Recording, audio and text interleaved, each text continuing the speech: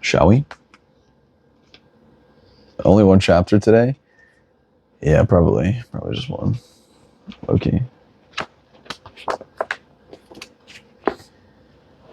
Fuck. Alright. Ready? My senses slowly returned to me. Each one more... Oh, and she got beat the fuck up. Forgot. That's what happened last chapter. She literally got beat up. They're literally just taking turns beating her face in. It's kind of crazy. Anyway. The Artor? My senses slowly returned to me, each one more painful than the last. The sound of dripping water first, and then the fading echo of heavy footsteps. A lingering coppery taste coated my mouth, blood. Above the wheezing of what had to be my clogged nostrils, the tang of mold and the reek of mildew sent to the damp, cold air. Sharp bits of hay jabbed my cheek. My tongue probed the makings of a split lip, and the movement set my face on fire. Wincing, I opened my eyes, but could only manage to widen them a little, swelling. What I beheld, though, through my undoubtedly black eyes, didn't do much for my spirits. I was in a prison cell. We're on chapter 35, by the way, sorry. I forgot to mention. Shit. Anyway. I was in a prison cell. My weapons were gone, and my only sources of light were the torches beyond the door. Amarantha had said a cell was to be where I would spend my time, but even as I sat up, my head so dizzy I almost blacked out again. My heartbeat quickened. A dungeon. I examined the slants of light that crept in through the creaks between the door and the wall. Then, gingerly touched my face. It ached. It ached worse than anything I'd have ever endured. It bit down on a cry as my fingers grazed my nose. Flakes of blood crumbled from my nostrils. It was broken. Broken. I would have clenched my teeth had my jaw not been throbbing mess of agony too. I couldn't panic, no. I had to keep my tears in check. Had to keep my wits together. I had to survey the damage as best as I could, and then figure out what to do. Maybe my shirt could be used for bandages. Maybe they would give me water at some point to wash out the injuries. Taking a breath that was all too shallow, I explored the rest of my face. My jaw wasn't broken, and though my eyes were swollen and my lip was split, the worst damage was to my nose. I curled my knees to my chest, grasping them tightly as I reined in my breathing. I'd violated one of Alice's rules. I had no choice, though. Seeing Tamlin seated beside Amarantha, my jaw protested, but I ground my teeth anyway. The full moon. It had been a half moon when I left my father's home. How long had I been unconscious down here? I wasn't foolish enough to believe that any amount of time would prepare me for Amarantha's first task. I didn't allow myself to imagine that what she had in mind for me. It was enough to know that she expected me to die, and that there wouldn't be enough left of me for her to torture. I gripped my legs harder to keep my hands from shaking. Somewhere not too far off, screaming began, a high-pitched, pleading bleat, accentuated with crescendos of shrieking that made bile sting in my throat. I might sound like that when faced with Amarantha's first task. A whip cracked, and the screaming built, hardly pausing for her breath. Claire had probably cried similarly. I had as good as tortured her myself.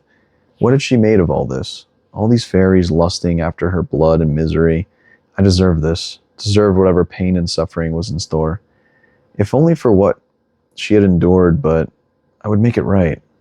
Somehow. I must have drifted off at some point because I awoke to the scrape of my cell door against the stone. Forgetting the cascading pain in my face, I scrambled to duck into the shadows of the nearest corner. Someone slipped into my cell and swiftly shut the door, leaving it just a bit ajar. Feyre? I tried to stand, but my legs shook so badly that I couldn't move. Lucien? I breathed, and the hay crunched as he dropped to the ground before me. By the cauldron, are you all right? My face. A small light flared by my head, and as his eyes swam into view, the metal one narrowed. He hissed, "Have you lost your mind? What are you doing here?" I fought the tears. They were pointless anyway. I went back to the manor. Alice told me about the curse, and I couldn't let Amarantha... You shouldn't have come, Feyre, he said sharply. You weren't meant to be here. Don't you understand what he sacrificed in getting you out? How could you be so foolish? Well, I'm here now, I said, louder than was wise. I'm here, and there's nothing that can be done about it, so don't bother telling me what my weak human flesh and my stupidity. I know all that, and I wanted to cover my face in my hands, but it hurt too much. I had to tell him that I love him to see if it wasn't too late. Lucien sat back on his heels. So you know everything, then? I managed to nod without blacking out from the pain. My agony must have shown, because he winced. Well, at least we don't have to lie to you anymore. Let's clean you up a bit. I think my nose is broken, but nothing else, as I said it. Looked around him for any signs of water or bandages and found none. It would be magic then. Lucien glanced over his shoulder, checking the door. The guards are drunk, but their replacements will be here soon, he said, and then studied my nose. I braced myself as I allowed him to gently touch it. Even the graze of his fingertips sent flashes of burning pain through me. I'm going to have to set it before I can heal it. I clamped down on the blind panic. Do it right now. Before I can wallow in my cowardice and tell him to forget it, he hesitated. Now, I panted. Too swift for me to follow, his fingers launched onto my nose. Pain lanced through me, and a crack burst through my ears, my head, before I fainted. When I came to, I could open both eyes fully, and my nose was clear and didn't throb or send agony splintering through my face. Lucien was crouched over me, frowning. I couldn't heal you completely. They would know someone helped you. The bruises are there, along with the hideous black eye, but all the swelling's gone. And my nose, feeling it before he answered, fixed, as pert and pretty as before. He smirked at me. The familiar gesture made my chest tighten to the point of pain. I thought she'd taken most of your power, I managed to say. I barely see him handle magic at all while at this state. He nodded to the little light bobbing over his shoulder. She gave me back a fraction to entice Tamlin to accept their offer. But he still refuses her. He jerked his chin to my healed face. I knew some good would come out of being down here. So you're trapped under the mountain too? A grim nod. She summoned all the High Lords to her now, and even though she swore obedience, are now forbidden to leave until your trials are over. Until I was dead, was probably what he truly meant. That ring, I said. Is it actually Jurian's eye? Lucien cringed. Indeed. So you really know everything then? Alice didn't say what happened after Jurian and Amarantha faced each other. They wrecked an entire battlefield, using their soldiers as shields until their forces were nearly all dead. Jurian had been gifted some protection against her, but once they entered into single combat, it didn't take her long to render him prone. Then she dragged him back to her camp and took weeks to torture and kill him. She refused orders to march to the king of Hybern's aid, cost him armies and the war. She refused to do anything until she finished Jurian's demise. All that she kept was his finger bone and his eye. Clythia promised him that he would never die, and so long as Amarantha kept that eye of his preserved through her magic, keeps his soul and consciousness bound to it, he'll remain trapped watching him through it. A fitting punishment for what he did, but Lucien tapped his own missing eye. I'm glad she didn't do the same to me. She seems to have an obsession with that sort of thing. I shuddered. A huntress. She was little more than an immortal, cruel huntress, collecting trophies from her kills and conquest to gloat over through the ages. The rage and despair and horror Jurian must endure every day, for eternity. Deserved, perhaps, but worse than anything I could imagine. I shook her thought from me. Is Tamlin, But Lucien shot to his feet at a sound my human ears couldn't hear. The guards are about to change rotations and are headed this way. Try not to die, will you? I already have a long list of fairies to kill. I don't need to add more to it. If only for Tamlin's sake, which was no doubt why he'd even come down here. Lucien just vanished into the dim light. A moment later, a yellowish eye tinged with red appeared at the peephole of the door, glared at me, and continued onward. I dozed on and off for what could have been hours or days. They gave me 3 miserable meals of stale bread and water at no regular interval that I could detect. All I knew when the door to my cell swung open was that my relentless hunger no longer mattered, and it would be wise not to struggle when the two squat, red-skinned fairies half dragged me to the throne room. I marked the path, picking out details in the hall, interesting cracks in the walls, features in the tapestries, and an odd bend, anything to remind me of a way out of the dungeons. I observed more of Amarantha's throne room this time, too, noting the exits. No windows as we were underground, and the mountain I'd seen depicted on that map at the manor was in the heart of the land, far from the spring court, even farther from the wall. If I were to escape from Tamlin, my best chance would be to run for that cave in the belly of the mountain. A crowd of fairies stood along a far wall over their heads. I could make out the arch of a doorway. I tried not to look up Claire's rotting body as we passed, and instead focused on the assembled court.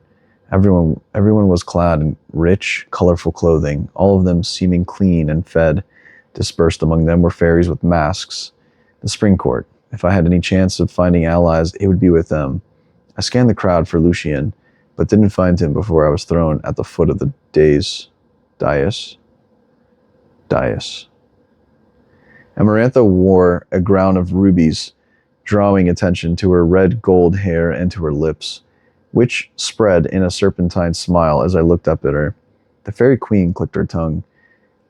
"You look positively dreadful," she turned to Tamlin, still at the side.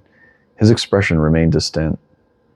"Wouldn't you say she's taken a turn for the worse?" He didn't reply. He didn't even meet my gaze. "You know," Amarantha mused, leaning against an arm of her throne, "I couldn't sleep last night. And I realized why this morning." She ran an eye over me. "I don't know your name. If you and I are going to be such close friends for the next 3 months, I should know your name, shouldn't I?" I prevented myself from nodding. There was something charming and inviting about her. A part of me began to understand why the High Lords had fallen under her thrall, believed in her lies. I hated her for it. When I didn't reply, Amarantha frowned. "Come now, pet. You know my name. Isn't it fair I know yours?"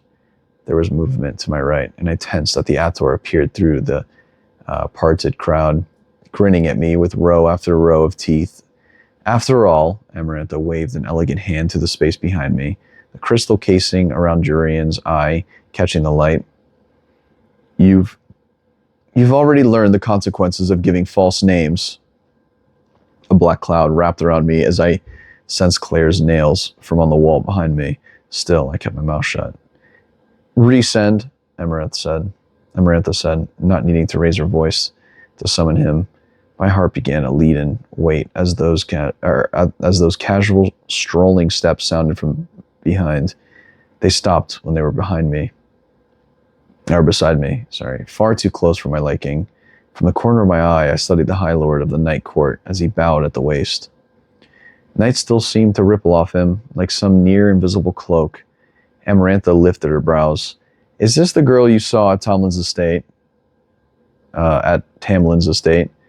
He brushed some invisible fleck of dust off of his black tunic before he surveyed me. His violet eyes held boredom and disdain. Violet eyes, huh? I suppose. But did you or did you not tell me that girl," Amarantha said, her tone sharpening as she pointed to Claire, "was the one you saw?" So he is the double agent. Oh my God. Wait, he is a double agent.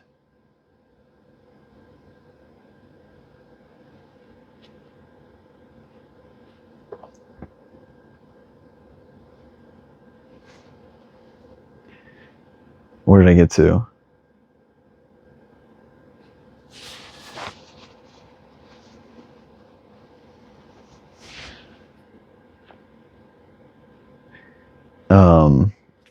But did you or did you not tell me that girl, Amarantha said, her tone sharpening as she pointed to Claire, was the one you saw?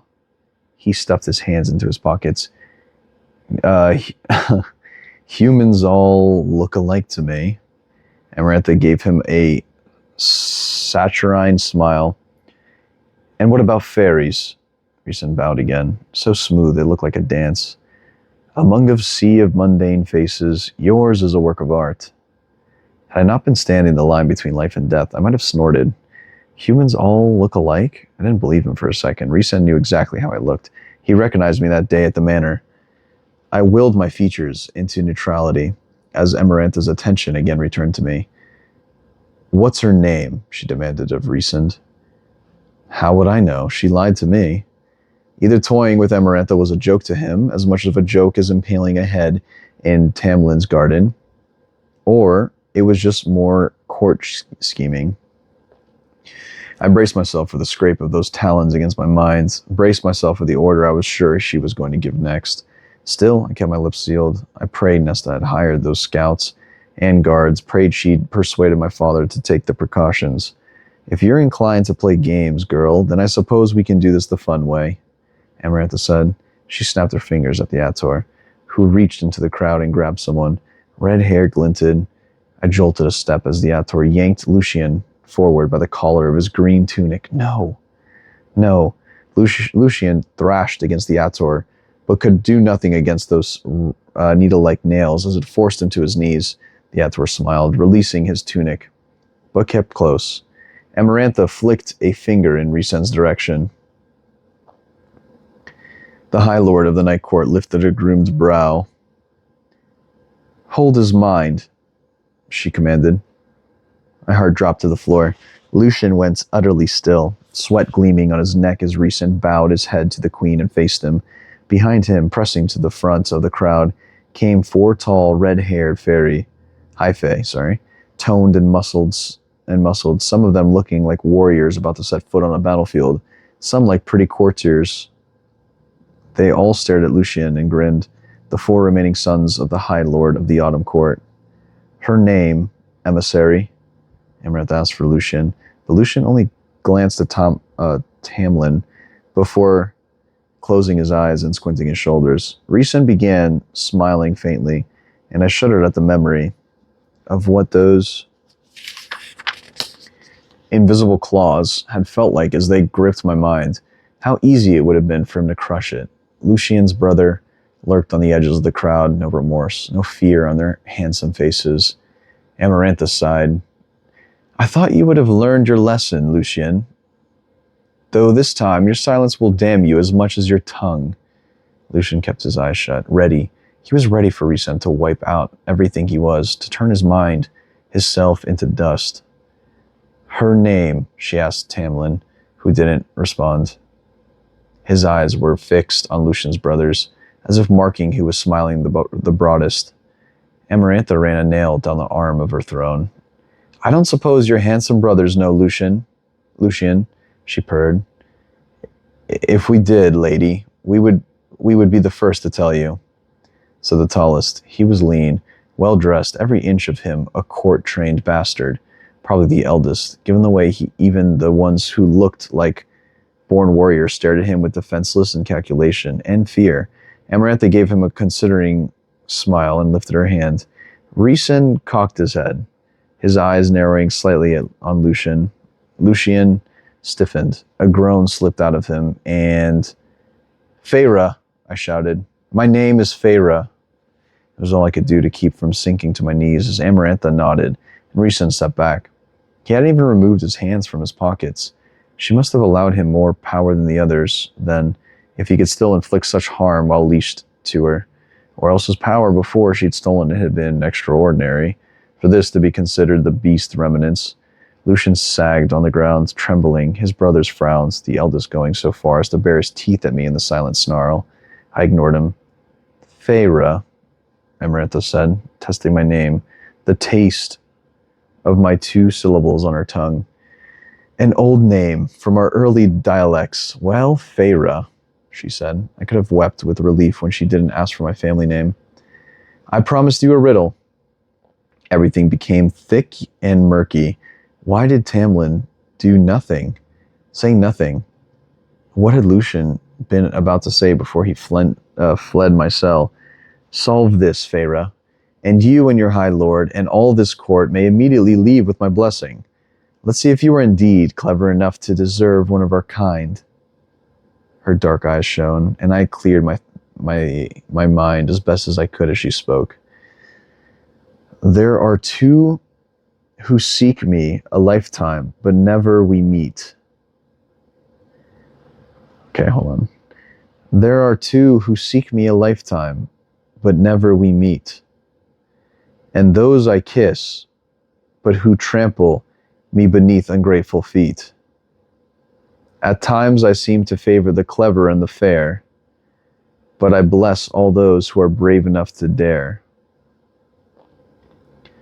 By large, my ministrations are soft-handed and sweet, but scorned, I became a difficult beast to defeat. For though each of my strikes lands as powerful blow, when I kill, I do it slow. I blinked and she repeated herself, smiling when she finished, smug as a cat. My mind was void, a blank mass of uselessness. Could it be some sort of disease? My mother had died of typhus, and her cousin had died of malaria after going to Barrett. But none of those symptoms seemed to match the riddle. Maybe it was a person?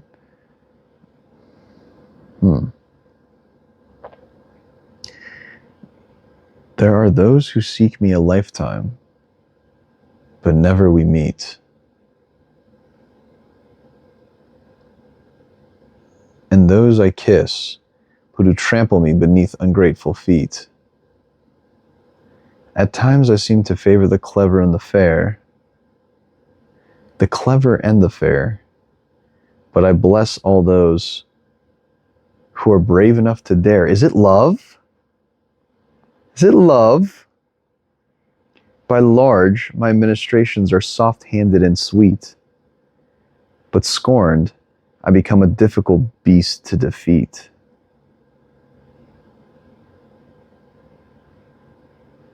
For though each of my strikes lands a powerful blow,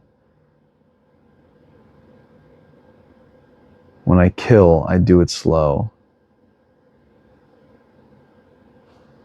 Is it? Is it love?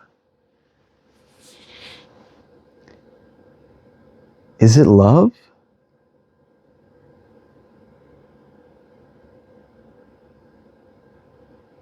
There are those who seek me a lifetime, but never we meet. Seeking love, but never meet. And those I kiss, but who trample me beneath ungrateful feet. Those who aren't into someone, even though you can kiss without love. At times I seem to favor the clever and the fair, which would make sense. Everyone's capable of love. But I bless all those who are brave enough to dare. And love would do that. Bless everyone who's willing to put themselves out there. By large, my ministrations are soft-handed and sweet. But scorned, I become a difficult beast to defeat. So with heartache,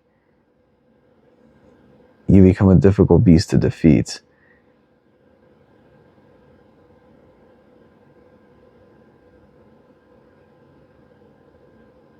Oh, no. Sorry, by large, my ministrations are soft-handed and sweet. But scorned, I become a difficult beast to defeat. The more you love someone, the harder it is to defeat. For those, each of my strikes lands a powerful blow.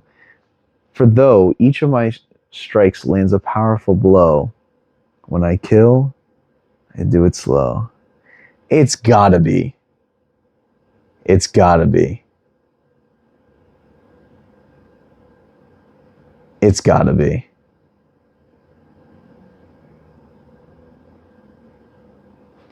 Anyway. Maybe this was a person. A ripple of laughter spread across those assembled behind us, the loudest from Lucien's brother. Rhys was watching me, wreathed in night and smiling faintly. The answer was so close. One little answer and we could all be free. Immediately, she said, as opposed to, wait, had the conditions of my trial been different from those of the riddle? She'd emphasized immediately only when talking about solving the riddle. No, I couldn't think about that right now. I had to solve this riddle. We could all be free. Free! But I couldn't do it. I couldn't even come up with a possibility. I'd be better off slitting my own throat and ending my suffering there before she could rip me to shreds. I was a fool. A common human idiot. I looked to Tamlin. The gold in his eyes flickered, but his face betrayed nothing. Think on it, Amarantha said, consolingly, and flicked a grin down at her ring, at the eyes swivering within. When it comes to you, I'll be waiting. I gazed at Tamlin. Even as I was pulled away to the dungeons, my vacant mind reeling. As they locked me in my cell once more, I knew I was going to lose. I spent 2 days in that cell, or at least I figured it was 2 days.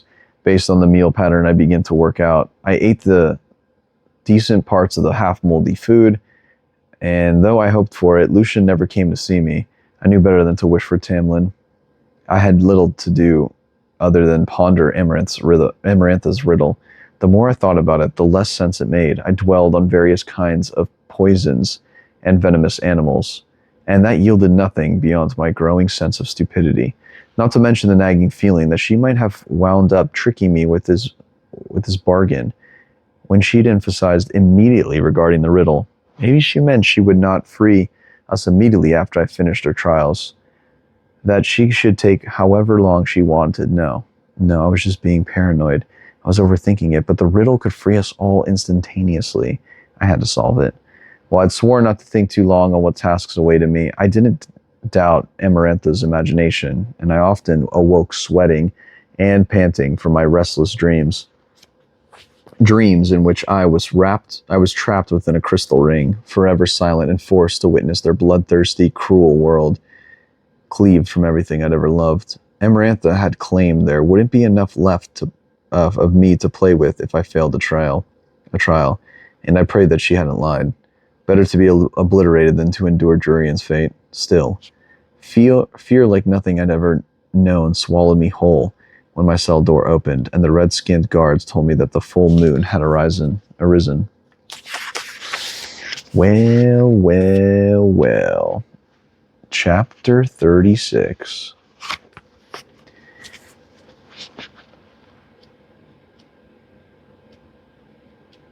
Oh, this is a long chapter. Wait, what time is it? Hello, Sheikah.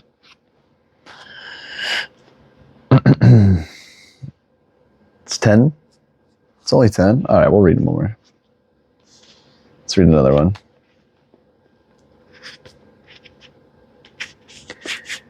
The sounds of teeming crowd reverberated against the passageway.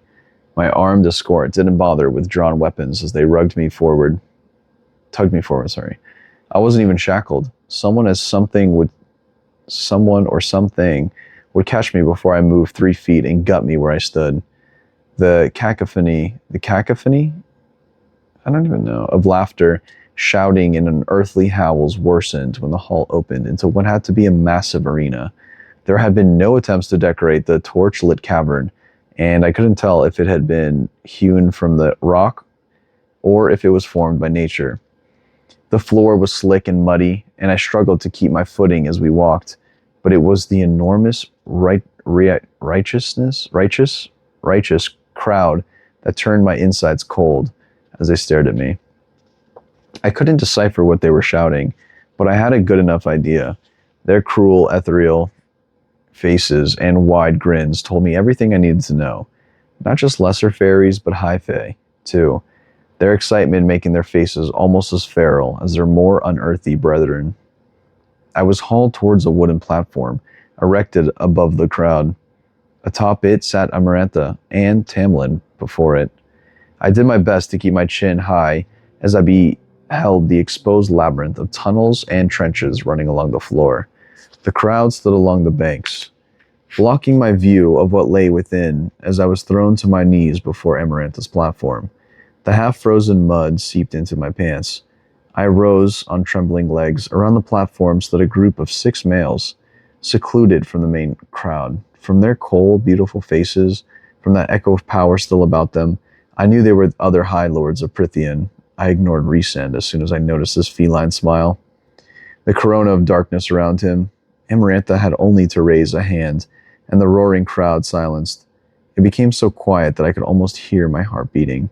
"Well, Feyre," the Fairy Queen said. I tried not to look at the hand she rested on Tomlin's knee, that ring as vulgar as the gesture itself. "Your first task is here. Let us see how deep that human affection of yours runs." I ground my teeth and almost exposed them to her. Tomlin's face remained blank. "I took the liberty of learning a few things about you," Amarantha drawled. "It was only fair, you know." Every instinct, every bit of me that was intrinsically human screamed to run, but I kept my feet planted, locking my knees to avoid them giving out. "I think you'll like this task," she said. She waved her hands, and the Ator stepped forward to part the crowd, clearing the way to the lip of a trench. "Go ahead, look." I obeyed. The trenches, probably 20 feet deep, were slick with mud. In fact, they seemed to have been dug from mud. I fought to keep my footing as I peered in farther. The trenches ran in a maze along the entire floor of the chamber, and their path made little sense. It was full of pits and holes, which undoubtedly led to underground tunnels, and hands slammed into my back, and I cried out as I had the sickening feeling of falling before being suddenly jerked up by a bone-hard grip. Up into the air, laughter echoing through the chamber as I dangled from Ator's claws. The powerful winged beast became booming across the arena. It swooped down into the trench and dropped me on my feet. Mud squelched, and I swung my arms as I teetered and slipped. More laughter, even as I remained upright. The mud smelled atrocious, but I swallowed my gag. I turned to find Amarantha's platform, now floating to the lip of the trench. She looked down at me, smiling, the serpent's grin. Rhysand tells me you're a huntress," she said, and my heartbeat faltered. He must have read my thoughts again, or maybe he found my family, and Amarantha flicked her fingers in my direction. "Hunt this." The fairies cheered, and I saw gold flash between spindly, multi-hued palms, betting on my life, on how long I would last once this started. I raised my eyes to Tamlin. His emerald gaze was frozen, and I memorized the line of his face, the shape of his mask, the shade of his hair, one last time. "Release it," Amaranth called. I trembled to the marrow of my bones as I great groans, and then a slithering, swift-moving noise filled the chamber. My shoulder rose towards my ears. The crowd quieted to a murmur, silent, to hear a guttural kind of grumble, so I could feel the vibrations in the ground as whenever it was rushed at me. Amarantha clicked her tongue, and I whipped my head to her. Her brow rose. "Run," she whispered. Then it appeared. I ran. It was a giant worm, or what might have once been a worm, had its front ends not become an enormous mouth filled with ring after ring of razor-sharp teeth. It barreled towards me, its pinkish-brown body surging and twisting with horrific ease. Then trenches were its lair, and I was dinner. Sliding and slipping on the reeking mud, I hurled down the length of the trench, wishing I'd memorized more of the layout in the few moments I had, knowing full well that my path could lead to a dead end where I would surely. The crowd roared, drowning out the slurping and gnashing sounds of the worm, but I didn't dare a glance over my shoulder. The ever-nearing stench of it told me enough about how close it was. I didn't have the breath for a sob of relief as I found a fork in the pathway and veered sharply left. I had to get as much distance between us as possible. I had to find a spot where I could make a plan, a spot where I could find an advantage. Another fork. I veered left. Perhaps if I took as many left as I could make a circle and somehow come up behind the creature, and no, that was absurd. I'd have to be thrice as fast as the worm, and right now I could barely keep ahead of it. I slid into a wall as I made another left and slammed into the slick muck. Cold, reeking, smothering, I wiped it from my eyes to find the leering faces of fairies floating above me, laughing. I ran for my life. I reached the straight, flat stretch of trench, and threw my strength to my legs as I bolted down its course. I finally dared and looked over my shoulder, and my fear became wild and thrashing as the worm surged into the path hot on my trail. I almost missed a slender opening in the side of the trench thanks to the look, and I gave up valuable steps as I skidded to a halt to squeeze through the gap. It was too small for the worm, but the creature could probably shatter through the mud. If not, its teeth could do the trick, but it was worth the risk.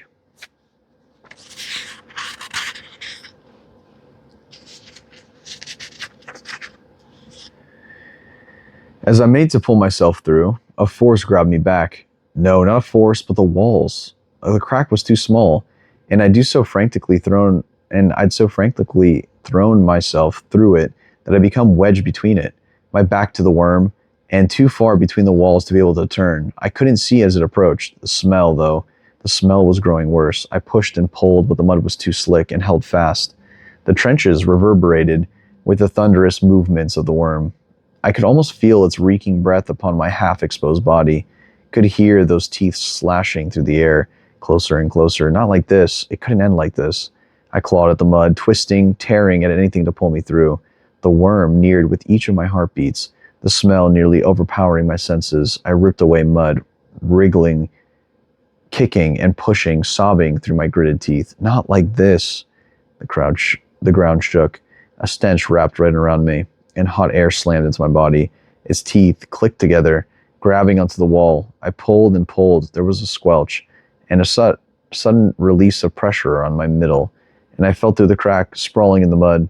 The crowd sighed. I didn't have time for tears of relief as I found myself in another passageway, and I launched farther into the labyrinth. From the continued quieted roars, I knew the worm had overshot me, but that made no sense. The passage offered no place to hide. It would have seen me stuck there, unless it couldn't break through and was now taking some alternate route and would spring upon me. I didn't check my speed, though I knew I wasted momentum by smashing into the wall after wall as I made each sharp turn. The worm also had to lose its speed making these bends. A creature that big couldn't take that turn without slowing, no matter how dexterous it might be. I risked a look at the crowd. Their faces were tight with disappointment, and I turned away entirely from me, towards the other end of the chamber. That was where the worm had to be. That was where the passage had ended. It had seen where I went. It had seen me. It was blind. Oh, it hadn't seen where I went. It hadn't seen me. It was blind. I was so surprised that I didn't notice the enormous pit that opened before me, hidden by a slight rise, and it was all I could do not to scream as I tumbled in. Air empty, and I slammed into ankle-deep mud, and the crowd cried out. The mud softened the landing, but my teeth still sang with the impact. But nothing was broken, nothing hurt. A few fairies peered in, leering from high above the gaping mouth of the pit. I whirled around, scanning my surroundings, trying to find the fastest way out. The pit itself opened into a small, dark tunnel, but there was no way to climb up. The wall was too steep. I was trapped. Gasping for breath, I fumbled a few steps into the blackness of the tunnel. I bit down on my shriek as something beneath my foot crunched hard. I staggered back, and my tailbone wailed in pain. I kept scrambling away, but my hand connected with something smooth and hard. I lifted it to see a gleam of white. Through my muddy fingers, I knew that texture all too well. Bone. Twisting into my hands and knees, I patted the ground, moving farther into the darkness. Bones of every shape and size, and I swallowed my scream as I realized what this place was. It was only when my hand landed on the smooth dome of a skull that I jumped to my feet. I had to get out now. Feyre! I heard Amarantha's distant call. You're ruining everyone's fun, she said. If I were a lousy shuttlecock partner. Come out! I certainly would not, but she told me what I needed to know. The worm didn't know where I was. It couldn't smell me. I had precious seconds to get out. As my sight adjusted to the darkness of the worm's den, mounds and mounds of bones gleamed, piles rolling into the gloom. The chalkiness of the mud had to be from endless layers of them decomposing. I had to get out now, had to find a place to hide that wasn't a death trap. I stumbled out the den, bones clattering away. Once more in the open air in the pit, I groped one of its steep walls. Several green fairies barked curses at me. but I ignored them as I tried to scale the wall, made it in an inch, and slid to the floor. I couldn't get out without a rope or a ladder, and plunging farther into the worm's lair to see if there was another way out wasn't an option. Of course there was a back door. Every animal den has 2 exits, but I wasn't able to risk the darkness, effectively blinding myself, and completely eliminate my small edge. I needed a way up. I tried scaling the wall again. The fairies were still murmuring their discontent. As long as they remained that way, I was fine. I again lashed onto the muddy wall, digging into the pliable dirt. All I got was freezing and digging beneath my nails as I slid into the ground yet again. The stench of the place invaded every part of me. I bit down on my nausea as I tried again and again. The fairies were laughing now. A mouse in a trap, one of them said. Need a stepping stool, another crowed. A stepping stool. I whirled towards the pile of bones and then pushed my hand hard against the wall. It felt firm. The entire place was made of packed mud, and if this creature was anything like its smaller, harmless brethren, I could assume that the stench, and therefore the mud itself, was the remnant of whatever had passed through its system after it sucked the bones clean. Disregarding that wretched fact, I seized the spark of hope and grabbed the 2 of the biggest, strongest bones I could quickly find. Both were longer than than my leg, and heavy, so heavy I jammed them into the wall. I didn't know what the creature usually ate, but it must have been at least cattle-sized. What's it doing? What's it planning? One of the fairies hissed. I grabbed a 3rd bone and impaled it deep into the wall.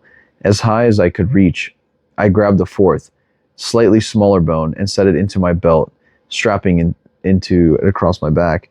Testing the 3 bones with a few sharp tugs, I sucked in my breath, ignoring the twittering fairies, and began climbing my ladder. My stepping stool. The 1st bone held firm, and I grunted as I grabbed the 2nd bone and pulled myself up. I was putting my foot on the step when another idea flashed, and I paused. The fairies, not too far off, began to shout again. But it could work. It could work if I played it right. It could work because it had to work. I dropped back to the mud. The fairies, watching me, murmured their confusion.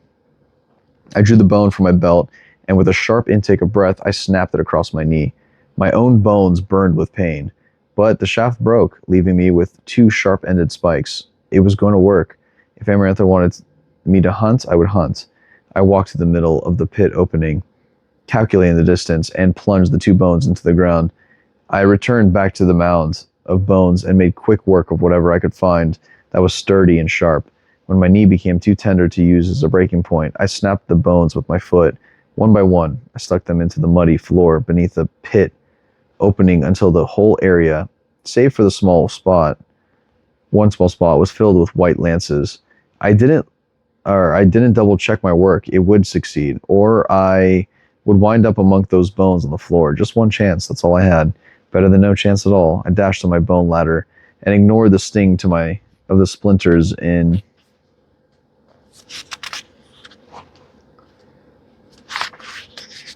my fingers as I climbed into the 3rd rung. When I balanced before embedding a 4th bone into the wall, and just like that, I heaved myself out of the pit mouth and almost wept to be exposed to the open air once more. I secured the 3 bones I'd taken into my belt, their weight a comforting presence, and rushed to the nearest wall. I grabbed a fistful of the reeking mud and smeared it across my face. The fairies hissed as I grabbed more, this time coating my hair, then my neck. Already accustomed to the staggering reek, my eyes watered only a little as I made swift work of painting myself. I even paused to roll on the ground. Every inch of me had to be covered, every damn inch. If the creature was blind, then it relied on smell, and my smell would be my greatest weakness. I rubbed mud on me until I was certain I was nothing more than a pair of blue-gray eyes. I doused myself a final time, my hands so slick that I could barely maintain a grasp of one of the sharp-ended bones as I drew it from my belt. What's it doing? The green-faced fairy whined again. A deep, elegant voice replied this time. She's building a trap, Reasoned. But the Miningard relies on its scent to see, Reason answered, and I gave a special glower for him as I glanced at the rim of the trench and found him smiling at me, and Feyre just became invisible. His violet eyes twinkled. I made an obscure gesture before I broke into a run, heading straight for the worm. I placed the remnant bones at especially tight corners, knowing well enough that I couldn't turn at the speed I hoped I'd be running. It didn't take much to find the worm, as a crowd of fairies had gathered to taunt it, but I had to get to the right spot. I had to pick my battleground. I slowed to a stalking pace of flattened my back against the wall as I heard the slithering and grunting of the worm, the crunching. The fairies watching the worm, 10 of them, with frosty blue skin and almond-shaped black eyes, giggled. I can only assume they'd grown bored of me and decided to watch something else die, which was wonderful, but only if the worm was still hungry, only if it would respond to the lure I offered. The crowd murmured and grumbled. I eased around the bend, craning my neck, too covered in its scent to smell me. The worm continued feasting, stretching its bulbous form upward as one of the fairies dangled what looked like a hairy arm. The worm gnashed its teeth, and the blue fairies cackled as they dropped the arm into its waiting mouth. I recoiled around and bent and raised the bone sword I'd made. I reminded myself of the path I'd taken, of the turns I've counted. Still, my heart lodged in my throat as I drew the jagged edge of the bone across my palm, splitting open my flesh. Blood welled, bright and shining as rubies. I let it build before clenching my hand into a fist. The worm would smell that soon enough. It was only then that I realized the crowd had gone silent, almost dropping the bone. I leaned around the bend to go see the worm. It was gone. The blue fairies grinned at me. Then, shattering the silence like a shooting star, a voice, Lucien's, bellowed across the chamber. "To your left!" I bolted, getting a few feet before the wall behind me exploded, mud spraying as the worm burst through, a mass of shredding teeth just inches away. I was already running so fast that the trenches were a blur of reddish brown. I needed a bit of distance or else it'd fall right on top of me. But I also needed it close, so it couldn't check itself, so it was in a frenzy of hunger. I took the first sharp turn and grabbed onto the bone rail I had embedded into the corner wall. I used it to swing around, not breaking my speed, propelling me faster, giving me a few more seconds on the worm. Then I left. My breath was a flame ravaging my throat. The second hairpin turn came up upon me, and I again used a bit of bone to hurtle around the bend. My knees and ankles groaned as I fought to keep from slipping in the mud. Only one more turn, and then a straight turn. I flipped around the final turn, and the roar of the fairies began different than it had been earlier. The worm was a raging, crashing force behind me, but my steps were steady as I flew down the last passage. The mouth of the pit loomed, and with a final prayer, I leaped. There was only open black air and reaching up to swallow me. I swung my arms as I careened down, aiming for that spot I planned. Pain barked through my bones, my head, as I collided with the muddy ground and rolled. I flipped over myself and screamed as something hit my arm, biting through the flesh. But I didn't have time to think, to even look at it, as I scrambled out of the way, as far into the darkness of the worm's den as I could get. I grabbed another bone and whirled when the worm plummeted into the pit. It hit earth and lashed its massive body to the side, anticipating the strike to kill me. But a wet, crunching noise filled the air instead, and the worm didn't move. I squatted there, gulping down burning air, staring into the abyss of its flesh-shredding mouth, still open wide to devour me. It took me a few heartbeats to realize the worm wasn't going to swallow me whole, and a few more heartbeats to understand that it was truly impaled on the bone spikes, dead. I didn't entirely hear the gasps, then the cheering, didn't quite feel very much of anything as I edged around the worm and slowly climbed out of the pit, still holding the bone sword in my hand. Silently, still beyond words, I stumbled back through the labyrinth, my left arm throbbing, but my body tingled so much I didn't notice. But the moment I beheld Amaranth on her platform at the edge of the trench, I clenched my free hand. Prove my love. Pain shot through my arm, but I embraced it. I had won. I looked up at her from beneath lowered brows and didn't check myself as I exposed my teeth. Her lips were thin, and she no longer grasped Tamlin's knee. My Tamlin. I tightened my grip on the long bone in my hand. I was shaking all over, but not with fear. Oh no, it wasn't fear at all. I proved my love, and then some. Well? Amarantha said with a little smirk. I suppose anyone could have done that. I took a few running steps and hurled the bone at her with all my remaining strength. It embedded itself in the mud at her feet, splattering filth over her white gown, and remained there quivering. The fairies gasped again, and the Amarantha stared at the wobbling bone before touching the mud on her bodice. She smiled slowly. Naughty, she tisked. Had there not been an insurmountable trench between us, I would have ripped her throat out. Someday, if I lived through this, I would skin her alive. I suppose you'll be happy to learn most of my court lost a good deal of money tonight, she said, picking up a piece of parchment. I looked at Tamlin, and she scanned the paper. His green eyes were bright, and though his face was deathly pale, I could have sworn there was a ghost of triumph on his face. Let's see, Amarantha went on, reading the paper as she toyed with Jurian's finger bone at the end of the necklace. Yes, I'd say almost my entire court bet on you dying within the first minute. Some said you'd last 5, and she turned over the paper, and just one person said you'd win. Insulting, but not surprising. I didn't fight as the Ator hauled me out of the trenches, dumping me at the foot of the platform before flying off. My arm burned at the impact. Amarantha frowned at her list, and she waved a hand. Take her away. I tire of her mundane face. She clenched the arms of her throne, hard enough that the whites of the knuckles showed. Rhysand, come here. I didn't stand long enough to see the High Lord prowl forward. Red hands grabbed me, holding tightly to keep me from sliding off. I'd forgotten the mud caked on me like a second skin. As they yanked me away, a shooting pain along my arm and agony blanketed my senses. I looked at my left arm then, and my stomach rose as the trickling blood and ripped tendons at the lips of my skin pulled back to accommodate the shaft of a bone shard protruding clean through it. Holy fuck. I couldn't even glance back at Tamlin. Couldn't find Lucien to say thank you before pain consumed me whole, and I could barely manage to walk back to my cell. Damn, she's getting fucked. Are they not going to heal her? How is she going to heal all of this before the second and third trial? All right, chat. Chapter 37.